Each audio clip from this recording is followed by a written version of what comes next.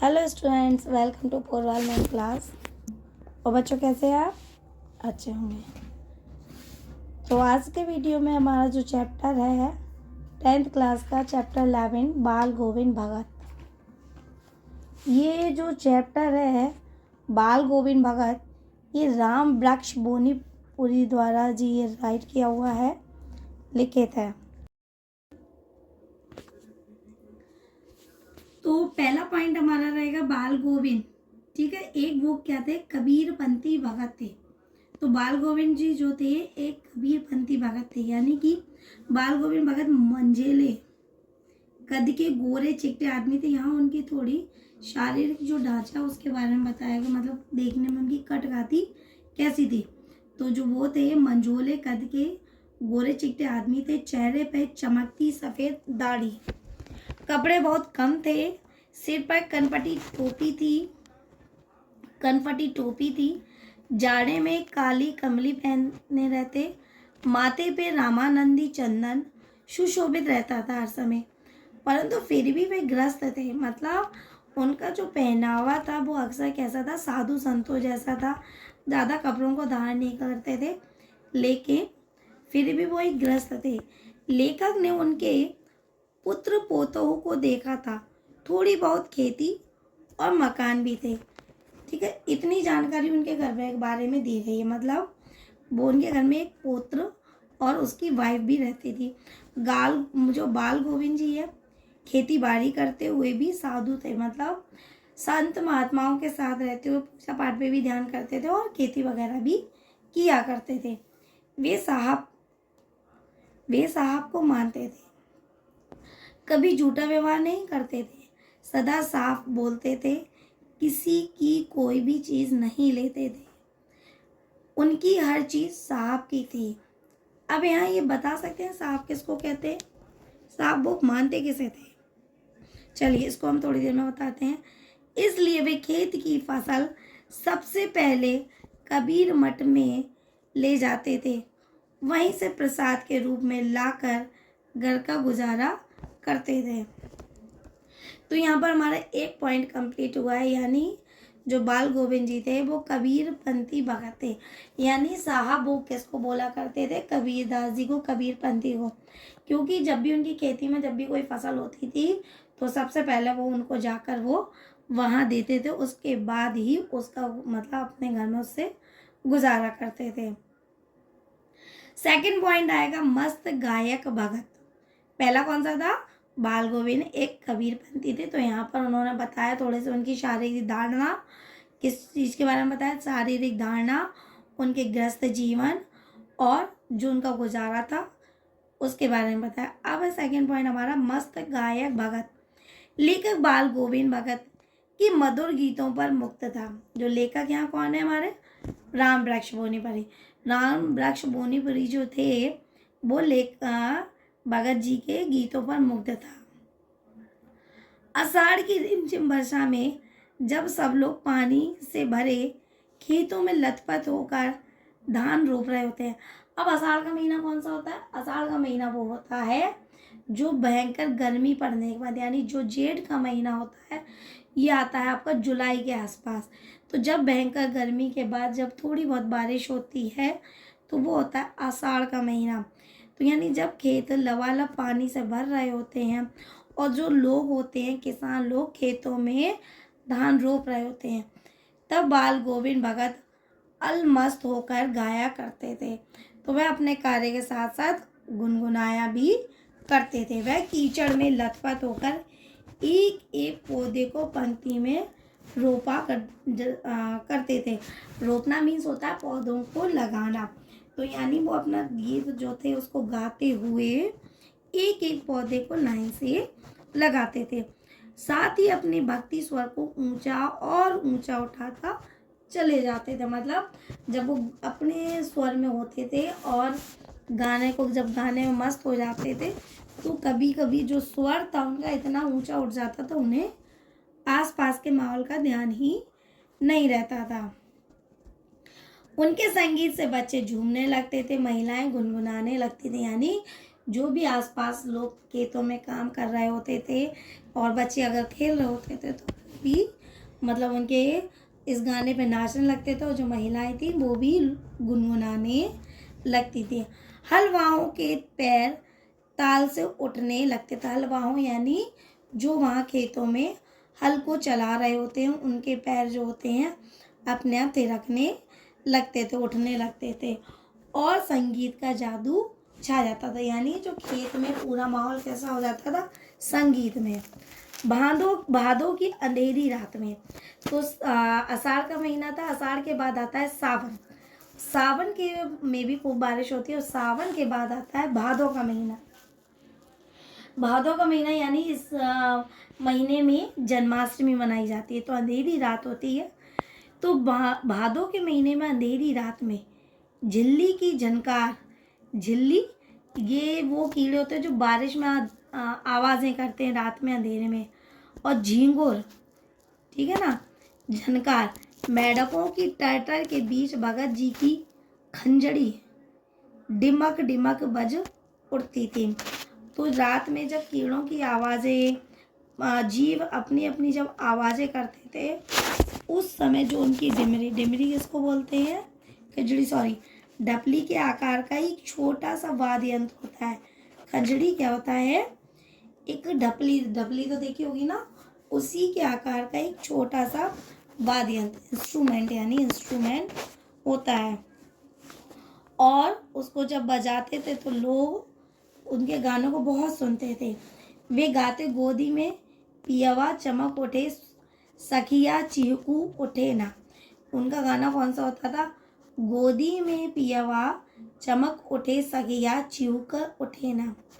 सारा संसार जब सोया रहता था तब भगत जी गाते थे, तेरी गठरी में लागा चोर मुसाफिर जाग। यानी कि जब गांव के लोग सोया करते थे तो वो कौन सा गाना गाते थे, तेरी गठरी में लागा चोर मुसाफिर जाग जा, यानी गांव के जो लोग थे उन्हें जगाने के लिए। तो यहाँ आपको जैसे पता लग गया होगा कि जो वो थे, एक बोला जाए उनमें आलस बिल्कुल नहीं था। उम्र के हिसाब से वो बहुत फुर्तीले थे, मतलब काम भी करते थे, काम के साथ साथ हर चीज़ में मतलब अपना मनोरंजन भी करते थे, अपने साथ साथ लोगों का भी करते थे। अब आ गए कार्तिक और गर्मियों में भगत जी के गीत।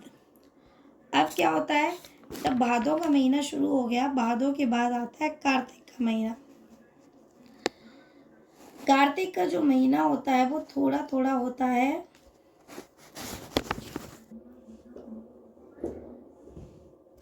हाँ। अब हमारा जो तीसरा पॉइंट है वो है कार्तिक और गर्मियों में भगत जी के गीत। तो कार्तिक, जैसे कि अभी हम महीने जो चल रहे हैं क्रम से चल रहे हैं, तो सबसे पहला हमारा महीना कौन सा दिया गया था, बताएंगे आप जरा बच्चों। पहले सबसे पहले इसमें किस महीने के बारे में बोला गया था, आषाढ़ के बारे में। आषाढ़ के बाद सावन का इसमें कोई विवरण नहीं है, तो सावन का जो महीना आषाढ़ के बाद आता है उसके बारे में यहाँ कुछ नहीं बताया। उसके बाद आता है, सावन के बाद आता है भादो। सावन के बाद भादो आ गया, भादो के बाद आता है अश्विन का महीना। तो यहाँ अश्विन का महीना और सावन का महीना जो है वो नहीं दिए गए हैं। अब सीधे सीधे आ रहा है भादो के बाद कार्तिक का महीना।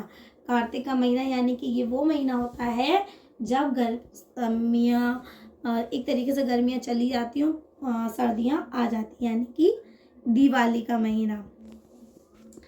तो जो गोविंद जी जो थे, कार्तिक का महीना शुरू होती फागुन तक, फागुन यानी कि होली। अब दिवाली से होली के बीच सुनना, ठीक है, यह महीना है तो सर्दी गर्मी बढ़ती है। तो कार्तिक का महीना शुरू होते ही फागुन तक भगत जी की जो प्रभातियाँ शुरू हो जाती, प्रभातियाँ यानी जो वो करते थे क्रियाएं शुरू होती थी, वो कैसे, वे सुबह सवेरे 2 मील जाकर नदी में स्नान करते थे। तो बहुत से लोग होते हैं जो कार्तिक के महीना बहुत पावन महीना माना जाता है। तो ये शिव उनका विष्णु जी का महीना होता है, तो बहुत से लोग होते हैं सुबह सुबह अंधेरे में ही कार्तिक का महीना स्नान करते हैं, तो शायद वो भी इसीलिए करते होंगे। तो सुबह सुबह कार्तिक के महीने में 2 मील दूर जाकर नदी में स्नान किया करते थे, तथा गांव के बाहर खजड़ी बजाकर गाने टेरने लगते, बाहर जाके गाना गाते और वहीं गांव के बाहर अपनी खंजड़ी बजाकर गाना गाने लगते। एक दिन घोर कांपती सर्दी में भी भोर के समय लेखक ने उसे गाते बजाते नाचते देखा। तो यहाँ जब लेखक एक दिन की बात कर रहा है कि एक दिन बहुत ज़्यादा सर्दी थी, बहुत ज़्यादा सर्दी होते हुए भी जो बाल गोविंद जी थे सर्दी में भी सुबह सुबह के टाइम नहाने गए और नहाने के बाद अपनी जो बजाने की उनकी गाने बजाने की प्रक्रिया थी उसको करते हुए देखा।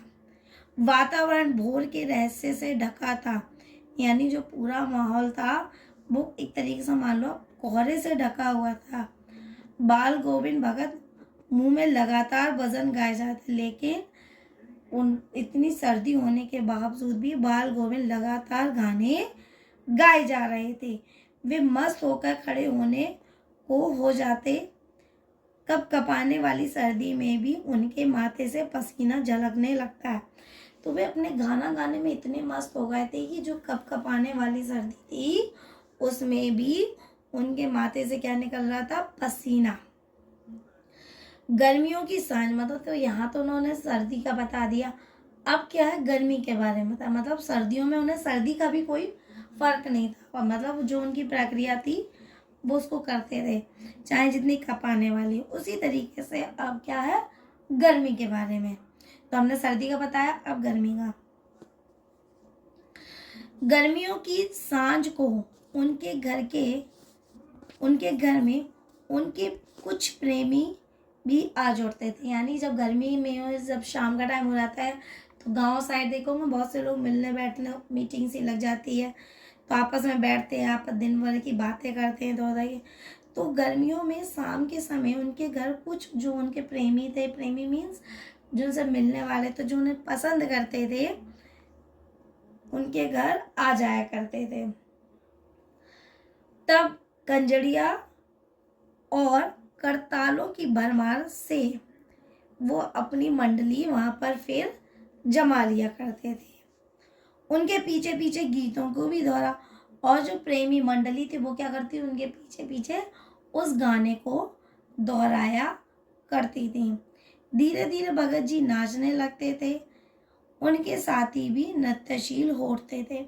अब क्या, जब सब गाने में इतने मस्त हो जाते थे तो जो उनके संगी साथी थी वो भी गाने पीछे से दोहराते थे और साथ ही नाचने लगते थे। उनके साथी भी नृत्यशील हो जाते थे। आंगन में संगीत छा जाता था और जो उनका पूरा घर था वो क्या हो जाता था, संगीत में हो जाता था। तो यहाँ हमारे हुए हैं अभी 3 पॉइंट। अब हमारा चौथा पॉइंट है पुत्र की मृत्यु पर नृत्य गान, यानी कि उनका जो पुत्र था, अब क्या यहाँ इस वाले पॉइंट में है उसकी मृत्यु पर भी गान, नृत्य गान। अब जो बाल गोविंद भगत जी की संगीत साधना का उत्कर्ष तब देखा गया, जैसे कि स्टार्टिंग से उनके संगीत के बारे में बताया, वो संगीत प्रेमी थे, ठीक है ना।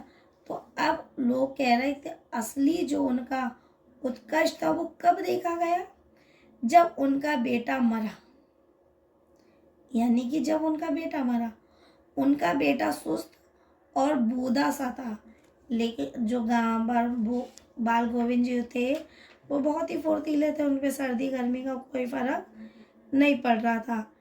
लेकिन जो उनका बेटा था वो कैसा था, बहुत ही सुस्त था। सुस्त के साथ साथ बौंधा सा था, मतलब ज़्यादा समझदार भी नहीं था, दिमाग से तेज भी नहीं था, और साथ ही के साथ वो थोड़ा कमज़ोर, बौद्धा का एक तरीके से हम मान लें कमज़ोर था, इसलिए शायद ही वो सुस्त था। हुआ क्या, जब उनका बेटा मरा, उनका बेटा सुस्त बहुत था, इसलिए भगत जी उसका विशेष ख्याल रखते हैं। लेकिन क्यों, क्या कहा गया है, यानी उनका जो बेटा था सुस्त था, थोड़ा कमज़ोर था, बौद्धा मीन्स होता है कमज़ोर था, इसलिए भगत जी उसका कुछ ज़्यादा ख्याल रखते थे। एक दिन वह चल बसा और कमज़ोर होने के कारण एक दिन उसकी क्या हो गई, मृत्यु हो गई। लोग उसके घर पहुंचे। लेखक ने देखा कि भगत जी का बेटा सफेद कपड़े में ढका हुआ है। कुछ फूल और तुलसी उसके सिरहाने। जागू कब तक बैठा है लोग? तो वो सफेद कपड़े में ढका था। कुछ फूल और तुलसी उसके सिरहाने रखे थे।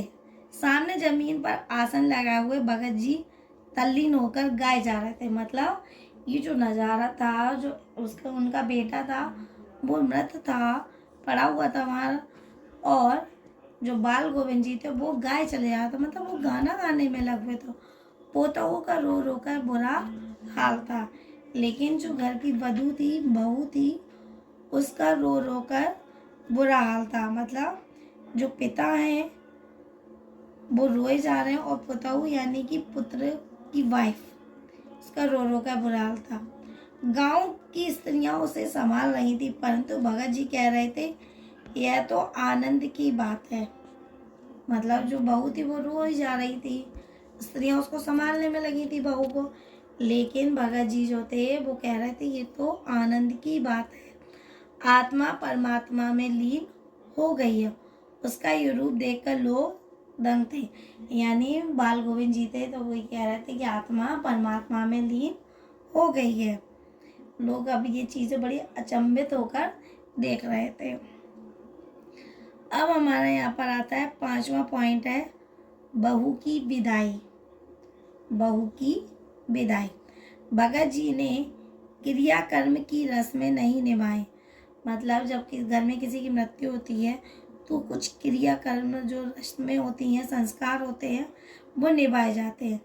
बेटे को आग भी पुतहू से दिलवाई, यानी कि उन्होंने वो रस्में नहीं निभाई। तो बेटे को जो आग थी किसने दी? पोतहू ने दी। श्राद्ध होते होते उन्होंने पोतहू के भाइयों को बुलाकर उन्हें आदेश दे दिया। मतलब उन्होंने अपने बेटे का श्राद्ध वगैरह जो होना था उसके होने से तक उन्होंने जो पोतहू के भाई थे यानी उसके मायके से बुलाकर भाइयों को आदेश दिया यह जवान है, इसकी और कहीं शादी कर देना। पोतहू रो रो कर कह रही थी कि वह उन्हीं के साथ रहकर उनकी सेवा करेगी, परंतु भगत जी अटल थे।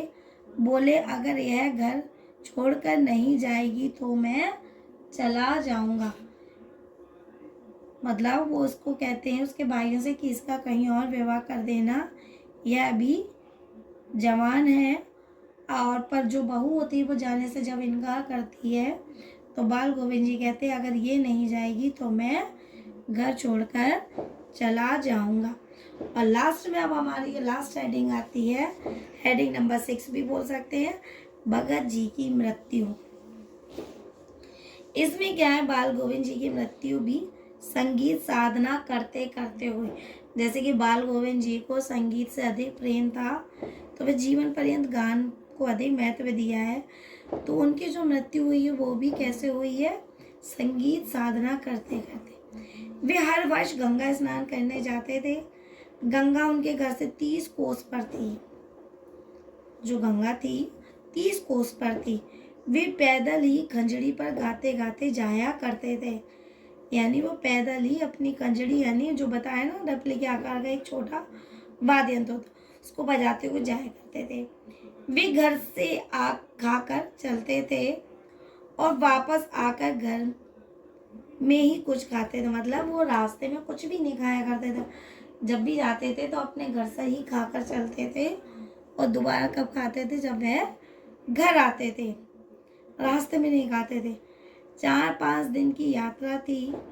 इस बार वे वापस लौटे तो तबीयत कुछ सुस्त हो गई। मतलब जब 4-5 दिन का जो रास्ता होता है उसे करने के बाद जब वो वापस लौटे तो उनकी तबीयत क्या थी? इस बार थोड़ी खराब थी, सुस्त हो गई थी। परंतु उन्होंने अपनी नित्य की आदत नहीं छोड़ी। मतलब तबीयत सुस्त होने के बाद भी उनकी जो दैनिक प्रक्रियाएं थी, दैनिक जो कर्म थे उसको करना नहीं छोड़ा। सुबह जल्दी उठकर स्नान ध्यान खेती बाड़ी करते थे। लोगों ने उन्हें आराम करने के लिए किंतु हंसकर टाल दिया करते थे। मतलब सुबह सुबह उठकर वही स्नान करना, खेतों को देखना। जब लोगों को लगा कि इनकी हालत सही नहीं है तो उन्हें आराम करने के लिए बोला, लेकिन वो हंसकर टाल दिया करते थे। उस संध्या भी उन्होंने खूब गाया, मतलब अपनी मृत्यु से पहले से जो रात थी उनकी, उस रात को भी उन्होंने खूब गाया। परंतु अब लगता था जैसे धागा टूट गया हो। भोर हुई, लेकिन अब उसके अगले दिन का क्या है कि भोर तो हुई, लेकिन बाल गोविंद भगत नहीं रहे। ये चैप्टर हमारा फिनिश होता है।